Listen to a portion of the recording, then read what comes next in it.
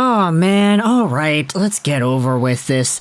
Next up on the list of topics that make me feel uncomfortable as a Vancouver Canucks fan, we have ourselves an article on The Athletic published by Julian Mackenzie.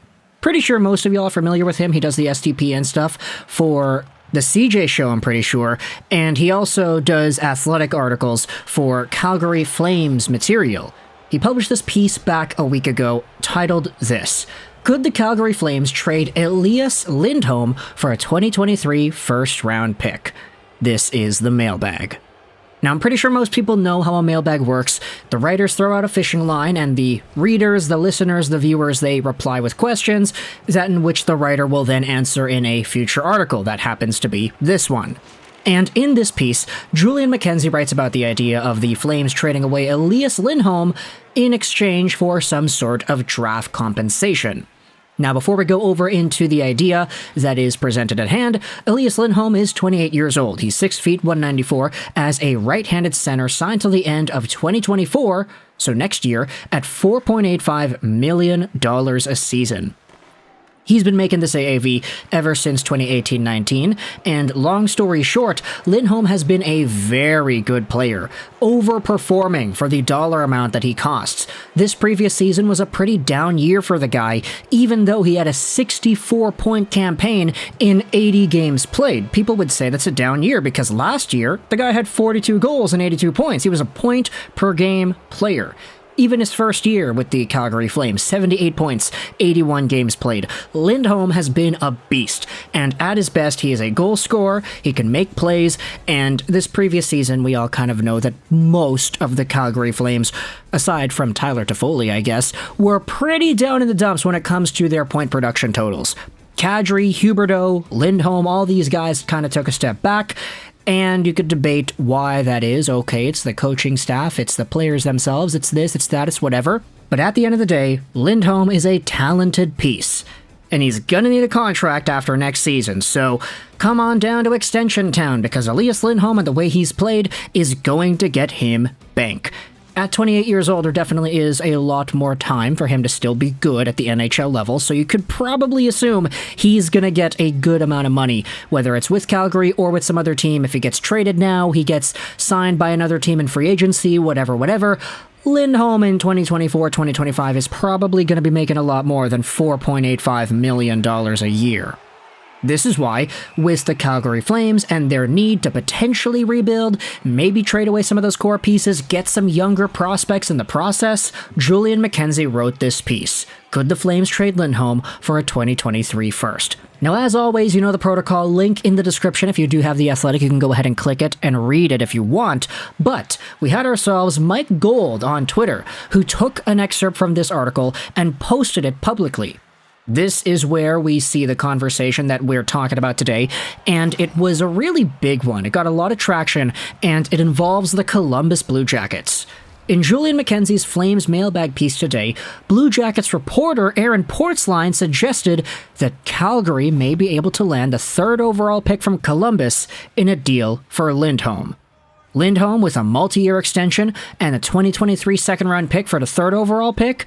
The screenshot is from the Julian Mackenzie piece, and it's Portzline's quote in isolation. In order to establish what the first needs to be worth, we'd have to say how the players mentioned in the trade compare. Certainly, with the 3rd overall pick, there's some uncertainty, even though this is regarded as a strong draft through the top 4 or 5 picks. But there would be uncertainty for the club acquiring Lindholm too, because he's a UFA after next season. He's eligible to sign an extension, and that would absolutely be the key for Columbus here. If he is not willing to sign an extension, I don't think the Blue Jackets would trade a 3rd overall pick straight up for Lindholm. In fact, I know they wouldn't. But if Lindholm does sign an extension, it's a trade the Blue Jackets could get pretty excited about, as Lindholm is not only in his prime at 28, but he has shown previous success with Gaudreau. We've seen their chemistry. It's pretty impressive. So, if Lindholm were to sign an extension, I don't think the plus would have to be that massive.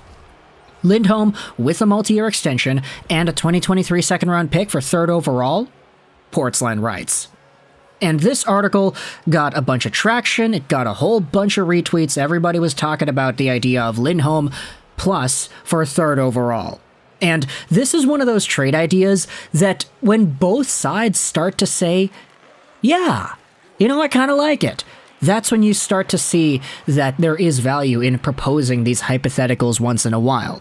For Columbus, this is a team that has drafted in the first round so many times in the past few years, and you've already got a bunch of young talent that's developing in your minor system that's already on the team, and that are developing in other prospect leagues around the world. This is a team that's bolstered with youth and depth in that spot, and so what's one more?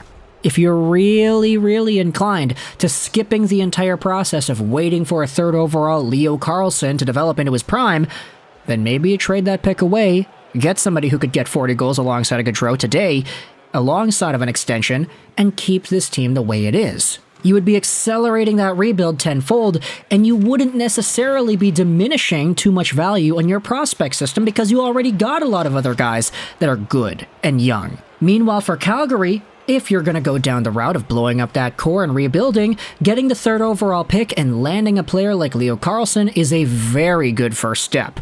Trading away a guy that you may not have been able to guarantee that you're keeping anyway next year for a guy that you could have his rights for 3 years, sign into his ELC, he'll be good, he'll be fantastic at 18 years old, and he could be as good as the next Matt Sundin. If you want to go Matvei Michkov, then hey, that's a good one too. So, I really like how Aaron Portzline lays it out here, because he's of course a Columbus guy, saying that this could provide value for Columbus, and Julian McKenzie is a Flames guy, publishing this on his Athletic page on Calgary's point of view.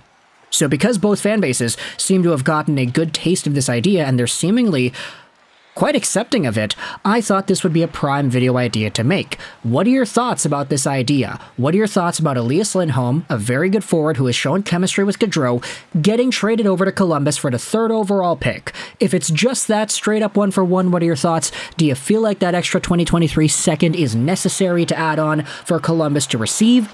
Or do you think that the multi-year extension for Lindholm is good enough to say, yeah, third overall pick, I'm good with that. This is a very good player, and even though third overall is going to get a very good player too, you're speeding up that process. You don't have to wait for him to be in his prime sometime down the line in 2027 or whatever. You have a guy who is in his prime today. And if you get the best case scenario with Kent Johnson and Marchenko and Sillinger and Chinikov, all the other young talented pieces you have an opportunity to say, we're not missing out on too much by getting rid of Leo Carlsson. We're not missing out on too much by not drafting Matvei Michkov at third overall instead. Maybe a Will Smith goes third. Who knows? If Columbus does this deal, I don't think they're hurting too much of their youth. If Calgary does this deal, I think it aligns with what a lot of people say this team should be focused on. Getting younger assets. You've got Matthew Coronato, great. You got Jakob Pelche, great. You've got some young guys, great. But the prospect pool for Calgary is not too deep compared to a lot of these other teams, like Columbus, for example. The Blue Jackets can afford to lose out on a third overall caliber talent if it means getting somebody that can play with Gaudreau and do a really good job doing so. We'd already talked this entire time about Babcock, like we made the video yesterday. If Mike Babcock comes over to Columbus and he's telling Gaudreau and Lindholm to do what it is that Daryl Sutter told these two to do, then all of a sudden you have a winning combination. Add on Patrick Laine, hopefully he's able to do well under Babcock, I really doubt it, but we'll see.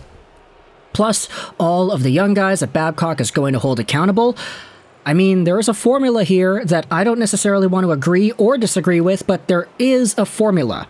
Even though it may be madness, at least there's a method behind it. So you can let me know your thoughts in the comment section below. What are your opinions about the Calgary Flames trading Elias Lindholm to the Columbus Blue Jackets for the third overall pick?